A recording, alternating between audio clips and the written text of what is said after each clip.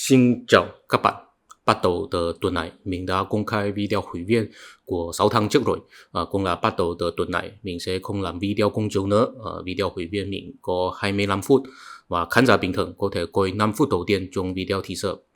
Và các bạn cũng có thể trực tiếp đọc bài văn của video hội viên trên fanpage của Facebook mình. Link liên kết là ở bên dưới. Dù sao, hy vọng mình công khai video hội viên có thể hấp dẫn nhiều người hơn gia nhập hội viên, hay tiền quảng cáo có thể tăng lên một chút. Hy vọng các bạn tiếp tục ủng hộ mình. Cảm ơn. Gần đây có một sự kiện lớn xảy ra, đó là nước Mỹ chuẩn bị cấm TikTok, đối phó TikTok. Trước khi nước Mỹ triển khai sự đối phó với một thế lực nào đó, nước Mỹ sẽ tổ chức phiên điều trần để người ta giải thích và làm rõ lý do mà mình muốn đối phó một thế lực nào đấy. Mình có đi đọc bản sao lại của phiên điều trần của TikTok và mình phát hiện chính phủ nước Mỹ muốn cấm TikTok không chỉ là vì lo lắng về an ninh quốc phòng hay là sự nguy hại từ bên Trung Quốc, mà là cũng liên quan đến một hiện tượng đang phát triển và xung kích cơ sở xã hội hiện đại. Đó là những Big Tech, những công ty lớn nhất và thống trị nhất trong ngành công nghệ thông tin dựa vào thuật toán của họ. Họ có thể thao túng tâm lý của người ta và phóng đại những tính chất nhỏ nhặt của công nghệ. Đó cũng là một thực thách lớn cho nguyên tắc tự do ngôn luận. Thật ra nước Mỹ đã cấm nhân viên nhà nước sử dụng TikTok rồi. Bây giờ chỉ là đang nghiên cứu nên hoàn toàn cấm TikTok hay không, là mỗi người đều không thể sử dụng được ở nước Mỹ.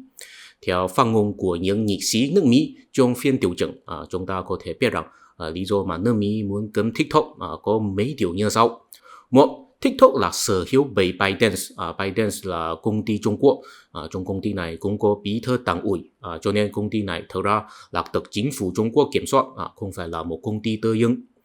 Vì vậy, có khả năng là chính phủ Trung Quốc có thể tận dụng TikTok siêu tập thông tin cá nhân của công dân nước Mỹ và giám sát công dân nước Mỹ. Theo CEO của TikTok, Shou Zi, ông ấy là người Singapore. Ông ấy nói rằng thông tin mà do TikTok sưu tập chỉ sẽ để lại ở nước Mỹ hay Singapore. Và TikTok là bị cấm ở Trung Quốc, tại vì Trung Quốc có một phiên bản khác của TikTok gọi là抖音. Thật ra TikTok là tên dịch của抖音. Nói đơn giản là TikTok là phiên bản quốc tế của抖音.抖音là phiên bản TikTok của Trung Quốc. Tương tự với WeChat là phiên bản quốc tế của Weixin. Weixin là phiên bản Trung Quốc của WeChat.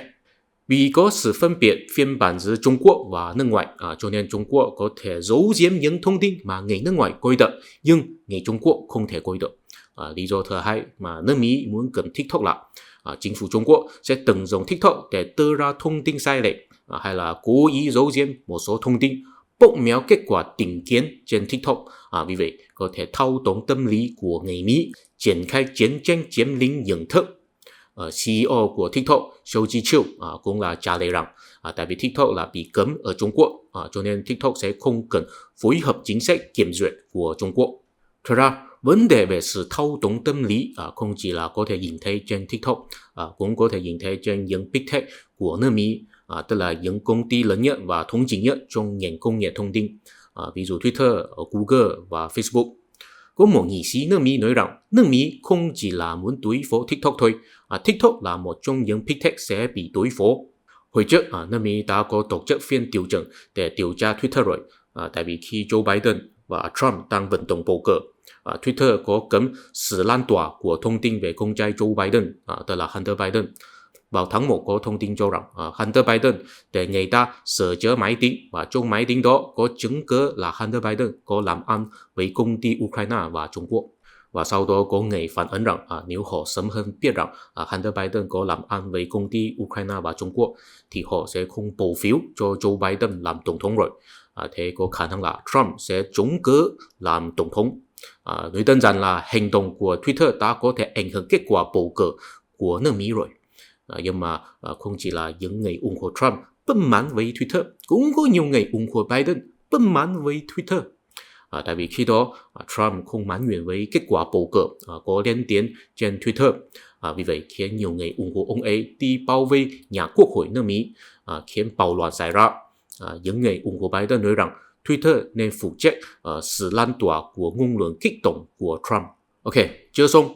Lý do thứ ba mà nước Mỹ muốn cấm TikTok đó là TikTok nhằm thu hút sự chú ý của trẻ em và tận dụng sự ngây thơ của trẻ em, thúc đẩy hành vi tự hại bản thân và rối loạn ăn uống, và những người xấu xí cũng có thể tận dụng TikTok để buôn bán sản phẩm không hợp pháp, ví dụ ma túy.